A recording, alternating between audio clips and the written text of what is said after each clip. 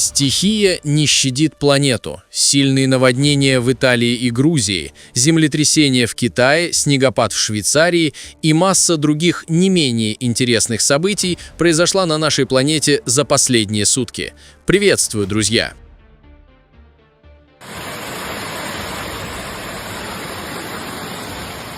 Начнем сразу с Италии, которая в последние дни столкнулась с резким ухудшением погоды и оказалась фактически разделена метеорологическим фронтом. Север пострадал от интенсивных ливней и града, а юг – от затяжных дождей с риском наводнений.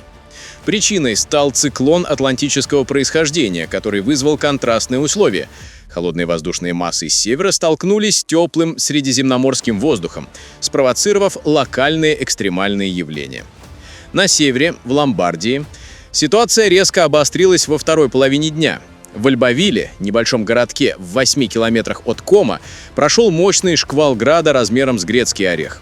За считанные минуты улицы покрылись слоем льда толщиной до 10 сантиметров, создав иллюзию зимней сказки посреди осени.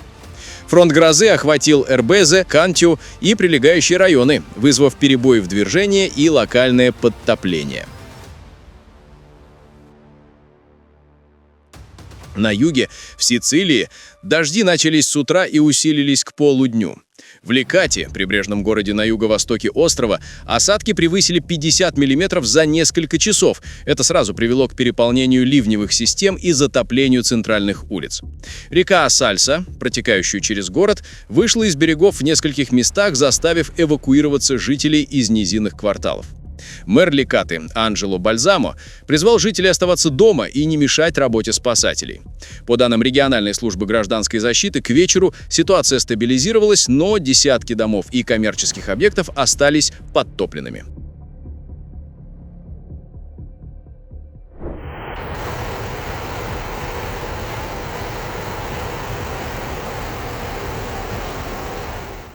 Сильные ливневые дожди, обрушившиеся на восток Грузии, привели к масштабному наводнению в Лагодехском муниципалитете края Кахетии на границе с Азербайджаном.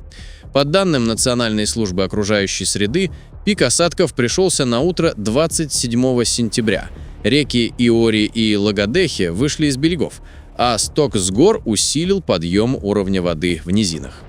Лагодехский район, расположенный в 70 километрах от Тбилиси, на высоте 500 тысяч метров, оказался в зоне наибольшего риска. Вода проникла в дворы, гаражи и автомобили, вызвав эвакуацию десятков семей и перебои в движении транспорта. Затоплены села Гянжали, Узун-Тала, Габал и Карадзалар. Наводнение затронуло около 200 дворов. В соседних селах, таких как Апини и Лилиани, также зафиксированы подтопления, но в меньшем масштабе. Министерство по чрезвычайным ситуациям Грузии направило 50 спасателей и технику из Тбилиси и Тель-Авива. Для всех пострадавших организованы пункты временного размещения в школах Лагодехи, предоставлена еда, одежда и психологическая помощь.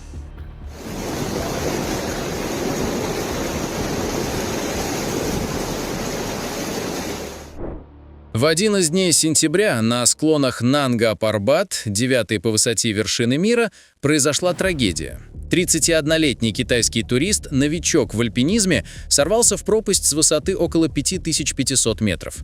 Группа из нескольких человек, включая опытных гидов, покоряла северную стену по маршруту Кинтахофера, когда по неизвестной причине экстремал отстегнулся от страховочного троса и покатился вниз по крутому леднику. Он пытался зацепиться за снег руками и ледорубом, но скользкий склон и скорость падения сделали это невозможным. Тело мужчины до сих пор не обнаружено, несмотря на поиски спасательных команд. Это очередное напоминание о беспощадности Нанга-Парбат, где с 1953 года погибло более 80 альпинистов.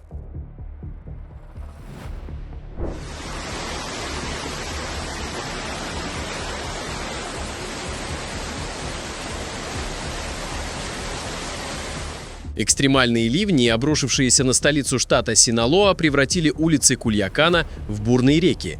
Всего за 1 час выпало 54 мм осадков, что привело к масштабному наводнению. Критическая ситуация разыгралась в южных и восточных районах города, где потоки воды унесли несколько десятков автомобилей. Особенно сильно пострадали жилые зоны Лас-Квинтас и Каньядос. Там вода проникла в дома, вызвав подтопление и обрушение конструкций.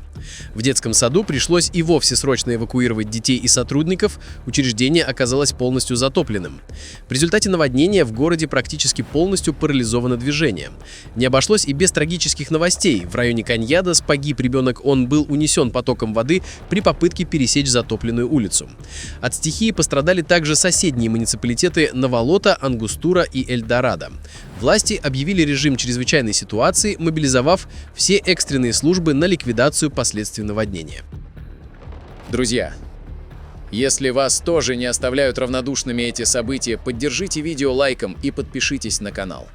Напишите в комментариях, происходило ли что-то подобное в вашем регионе.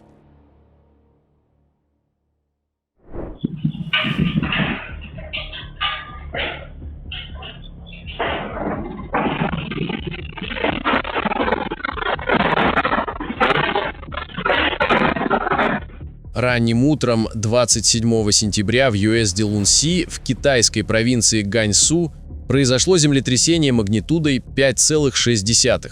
Глубина очага составила всего 10 километров.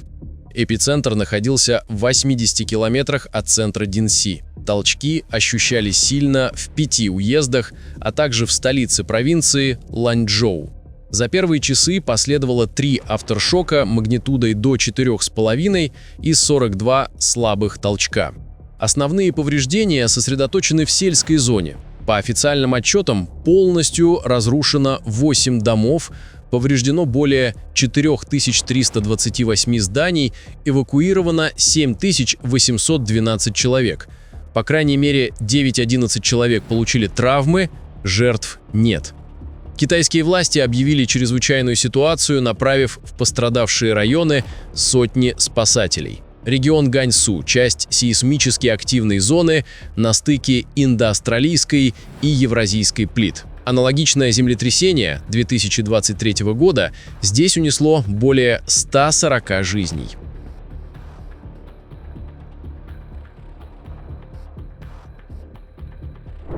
Астероид 2024 YR4, обнаруженный 27 декабря 2024 года, с самого начала вызвал панику. Первоначальные расчеты дали 3% вероятности удара по Земле 22 декабря 2032 года. К марту 2025 года, благодаря наблюдениям космического телескопа Джеймса Уэбба, риск для Земли снизился до 0, но вырос для Луны. Размеры астероида оцениваются в 53-67 метров. После дополнительных данных вероятность лунного удара достигает около 4%. Если столкновение состоится, энергия удара составит около 6,5 мегатонн в тротиловом эквиваленте. Это создаст кратер диаметром около 1 километра и выбросит до 100 миллионов килограммов лунной пыли и реголита в космос. Основная опасность не для Луны, а для низкой околоземной орбиты. Поток микрометеоритов может вырасти в 1000 раз по сравнению с фоновым уровнем всего за несколько дней. Исследования показывают, что такой лунный шторм может нарушить работу тысяч спутников, включая GPS и телекоммуникации, и создать риски для будущих лунных баз. Команда ученых предлагает запустить 2 ядерных устройства по 100 килотонн каждое в период с 2029 по 2031 год и произвести взрыв на расстоянии от поверхности астероида, который разобьет его на мелкие фрагменты, минимизируя риски для Луны и Земли.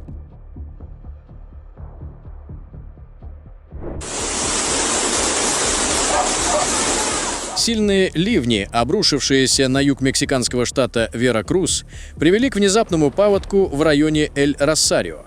По данным Национальной комиссии по воде, выпало от 80 до 120 мм осадков за 6 часов. Эль-Росарио, небольшой сельский район с населением около 5000 человек, оказался в зоне наибольшего риска из-за близости к рекам. Потоки бурлящей воды, смешанные с грязью и обломками, хлынули по улицам, сметая все на своем пути и унося автомобили. Событие не единичное. В тот же день аналогичное подтопление зафиксированы в соседних муниципалитетах, таких как Хесус-Каранца и Минаититлан, где реки вышли из берегов, а мосты оказались под угрозой обрушения. В южном Веракрузе, включая Тикстипек и Сантьяго-Тукстла, наводнения парализовали трассы, оставив десятки сообществ изолированными.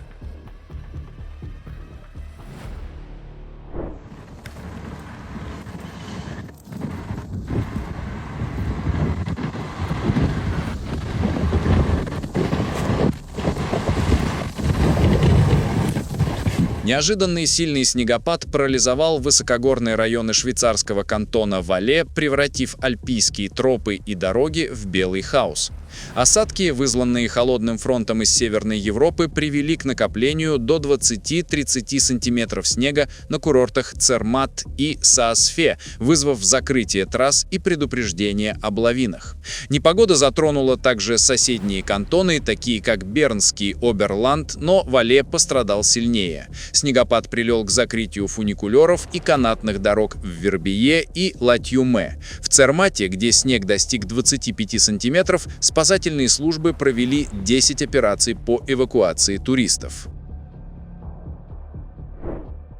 Азиатский гигантский шершень, самый крупный представитель своего вида, продолжает наводить страх в сельских районах Азии, от Японии до Индии. Обитающий в лесах и предгорьях, он настоящий титан среди насекомых, достигающий размера 5 см и размаха крыльев 7,5 см. Шершни – беспощадные хищники. Одна особь может уничтожить до 40 медоносных пчел за минуту, обезглавливая их челюстями и захватывая ульи для кормления личинок. Ежегодные потери пчеловодства достигают значительных сумм. Шершни угрожают также и сельскому хозяйству. Пчелы опыляют до 30% культур в Азии, включая рис и фрукты. Их сокращение вызывает цепную реакцию, падение урожайности и рост цен. В сельских районах фермеры теряют до 50% ульев ежегодно. Несет он угрозу и для человека. По данным японского Минздрава, один укус смертелен для аллергиков в 10-15% случаев, а 30-50 укусов могут убить и здорового человека. На фоне климатических изменений популяции шершней расширяются, усиливая спрос на охотников за их гнездами, отважных специалистов, рискующих жизнью ради безопасности общин. В провинции Гуандун в 2025 году уничтожено 1500 гнезд, в Японии около 800. Сильные ливни, обрушившиеся на Хайдарабад, привели к переполнению реки Муси и наводнению в районе Чадаргат. Ливни начались вечером под влиянием депрессии над северо-востоком Теланганны, которая переместилась из Бенгальского залива. По данным индийского метеодепартамента, за сутки выпало 100-150 мм осадков. Осложнило ситуацию открытие шлюзов переполненного водохранилища Химаят-Сагар, из-за чего произошел внезапный подъем уровня воды, которая затопила жилые зоны, автобусную станцию и мосты. Критическая ситуация разыгралась в Чадаргате, историческом районе у реки Муси, где вода поднялась на 2-3 метра за считанные часы. Бурлящий поток затопил Чадаргатский мост, улицы Кульсумпура и Мусарамбак, а также прилегающие кварталы старого города. Вода проникла в сотни домов, а также вызвала перебои в электричестве и водоснабжении. Трафик в пострадавших районах парализован, более 10 километров дорог закрыты. Из затопленных низин спасатели эвакуировали более 1000 человек, их разместили в школах и лагерях, предоставив еду и медикаменты.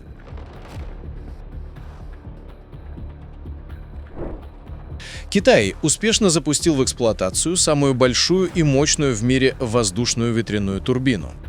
Дирижабль С-1500 размером с баскетбольную площадку и высотой с 18-этажный дом стал первой турбиной такого типа, выработавшей 1 мегаватт энергии во время испытательного полета в пустыне в западном китайском регионе Синьцзян. 60-метровое устройство, напоминающее дирижабль, наполнено гелием и улавливает энергию высотного ветра с помощью 12 генераторов и передает ее на Землю с помощью крепких проводов. В отличие от обычных турбин, устройство не требует установки башни или фундамента, что сокращает расход материалов на 40% и затраты на электроэнергию на 30%. Установка может быть развернута всего за несколько часов, что делает ее пригодной для использования в пустынях, на островах и в зонах стихийных бедствий.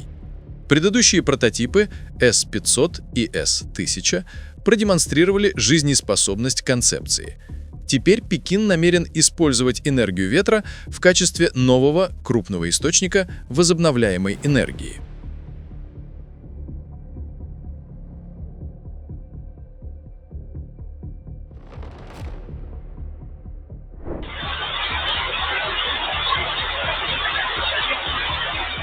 Неожиданный ливневый паводок в Таиланде обрушился на деревню Бан-Тапан в провинции Пхечабуря. Наводнение вызвано влиянием остатков тропического возмущения из Андаманского моря, взаимодействующего с низовым давлением над Индокитайским полуостровом. По данным Таиландского метеорологического департамента, в провинции Пхечабурье выпало от 120 до 150 мм осадков за 6 часов, из-за чего оказались переполнены местные каналы и река Пхеуак. За считанные минуты уровень воды в канале поднялся на 1,5–2 метра, смыв с моста десятки автомобилей и мотоциклов. Затопило более 150 домов, под водой оказались также 5 километров местных дорог, из-за чего возник транспортный коллапс. Из затопленных районов спасатели эвакуировали более 500 человек, разместив их во временных убежищах. Метеорологи предупреждают о продолжении дождей до 30 сентября. Если осадки усилятся, риск затопления распространится на соседние провинции, такие как Прачуап, Кхирикан.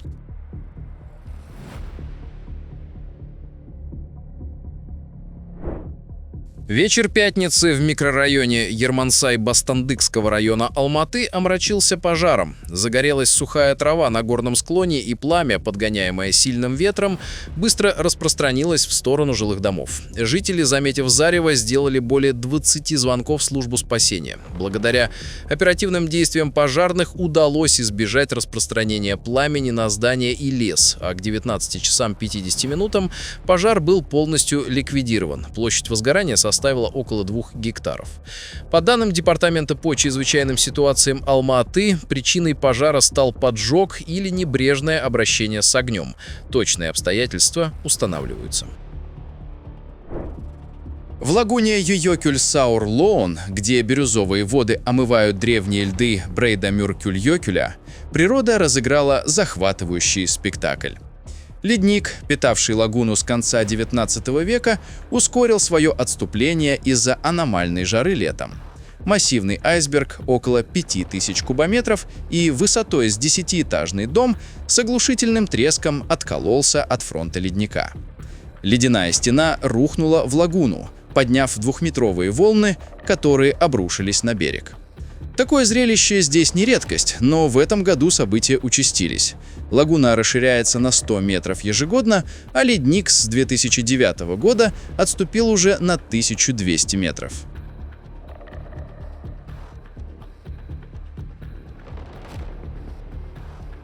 Друзья, наш выпуск подошел к концу. Подписывайтесь и увидимся уже завтра. Нам будет еще о чем рассказать вам.